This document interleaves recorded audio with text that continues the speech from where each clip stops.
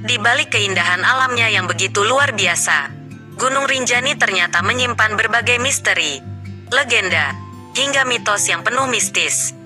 Oleh karena itu, untuk sebagian masyarakat setempat, Gunung Rinjani juga dianggap sebagai tempat yang sakral. Namun, berbagai mitos mistis tersebut tidak menghalangi para petualang dan pendaki untuk bereksplorasi dan menemukan berbagai keindahan alam yang benar-benar luar biasa di sana. Sayangnya, pendakian di Gunung Rinjani sempat ditutup karena gempa beberapa waktu lalu.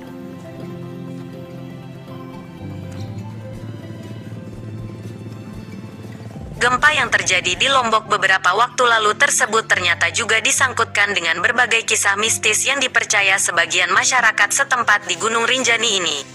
Terlebih lagi, ada beberapa opini atau anggapan kalau sumber gempa tersebut berasal dari mitos-mitos di Gunung Rinjani.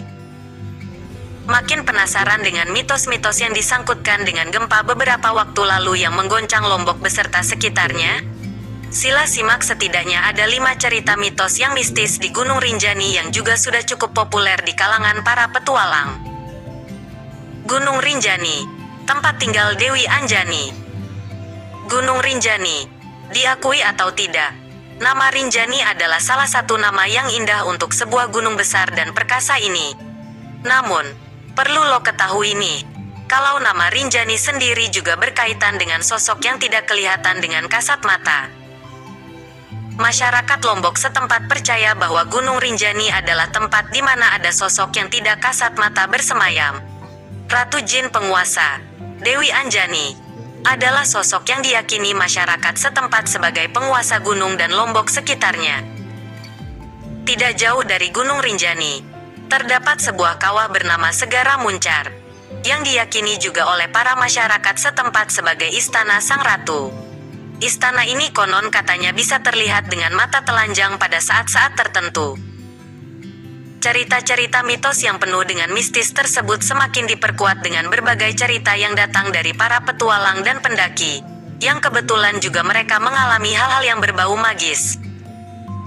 Seperti keberadaan Istana Dewi Anjani, yang konon katanya pernah terlihat dengan mata telanjang para petualang atau pendaki yang kebetulan tengah lewat tempat tersebut.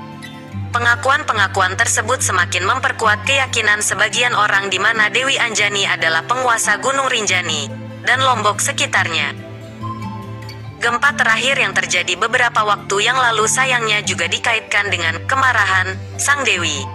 Oleh karena itu, sebagian masyarakat yang percaya membuat beberapa bancaan atau sesaji untuk diberikan ke Sang Dewi dengan cara meletakkannya di beberapa titik di Gunung Rinjani.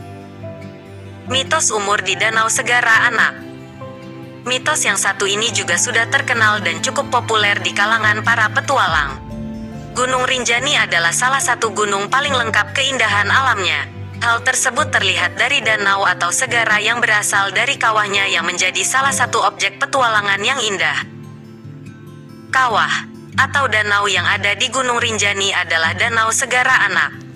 Belum jelas mengapa diberi nama seperti itu. Yang jelas, keindahan alam yang ada di Danau Segara Anak ini benar-benar luar biasa.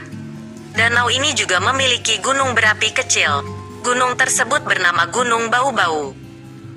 Keindahan alam yang luar biasa di Danau Segara Anak juga terkait dengan mitos mistis di dalamnya. Perlu lo ketahui nih bro, kalau Danau Segara Anak mempunyai mitos umur. Bagi para pendaki atau petualang, atau siapapun yang datang ke sana dan melihat Danau Segara Anak adalah danau yang luas, maka dipercaya umur orang yang melihat tersebut akan panjang.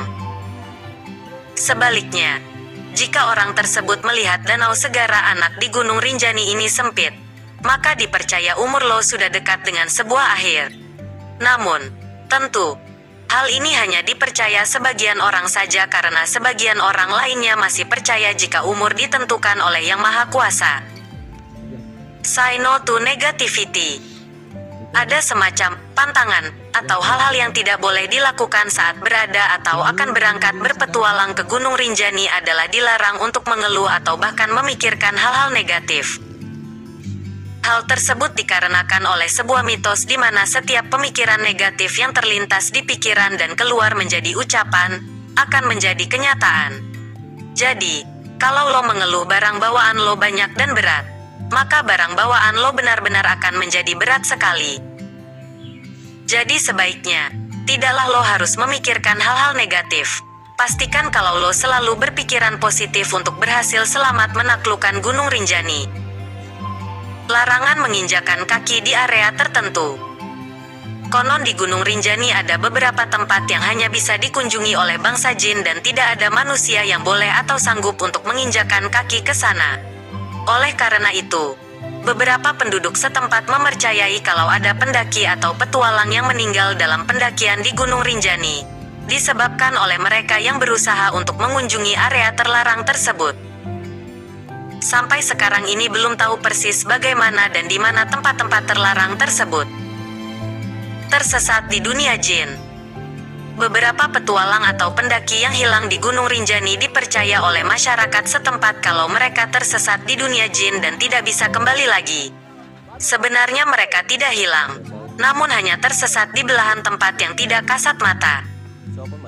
Setiap gunung pasti punya cerita-cerita mistis yang bisa membuat bulu kuduk merinding, dan bahkan cenderung menciutkan nyali untuk berangkat berpetualang. Namun, dengan terus menjalani kaidah-kaidah petualang, yakinlah lo akan tetap selamat dalam petualangan. Wah, bagaimana nih bro? Sudah siap untuk berpetualang di Gunung Rinjani? Kalau iya, langsung saja nih pesan tiket untuk terbang ke Lombok dan taklukkan Gunung Rinjani.